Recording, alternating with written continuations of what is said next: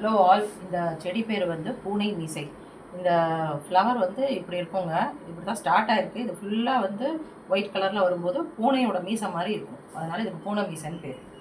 இந்த செடியில் நிறைய யூசஸ் இருக்குது. இது gall bladder stone, kidney stones இதெல்லாம் போக்கக்கூடியது. வந்தவங்களும் இதை எடுத்துக்கலாம், வராமல் இருக்கிறதுக்கும் இது டீ மாதிரி எடுத்து சாப்பிடலாம். கால் வீக்கம் இருக்கிறவங்களாம் இந்த அடிக்கடி சாப்பிட்டு வந்தாங்கன்னா அதெல்லாம் குறையும். இது எப்படி சாப்பிடணும்னா டீ ரொம்ப ஈஸி. இது அப்படியே ஒரு பஞ்சு இலையை எடுத்து கொதிக்கிற தண்ணியை எடுத்துட்டு அதில் போட்டுட்டு மூடி வச்சுட்டு அதை வந்து வடிகட்டி அதை குடிக்க வேண்டியது தான். உங்களுக்கு வேணும்னா ஜீரகம் மிளகுத்தூள் போட்டு சாப்பிடலாம். இது அப்படியே கூட அலம்பி 2 இலை வந்து டெய்லி சாப்பிட்டுட்டு வரலாம். ரொம்ப யூஸர். இதை வந்து அப்படியே புதர் மாதிரி வளர்ந்துடும். ஒரு குச்சி இலையை எடுத்து சாப்பிட்டு ஒரு குச்சி நட்டு வச்சிங்கனாலே வந்துடும், புதர் மாதிரி வந்துடும். இப்போ நான் இதை வந்து ட்ரிம் பண்ண போகிறேன். ஏன்னா நிறையா புதர் மாதிரி வளர்ந்துருச்சு, அதனால் ட்ரிம் பண்ண போகிறேன். நீங்களும் ஒரு தொட்டியில் இதை வச்சு வளங்க.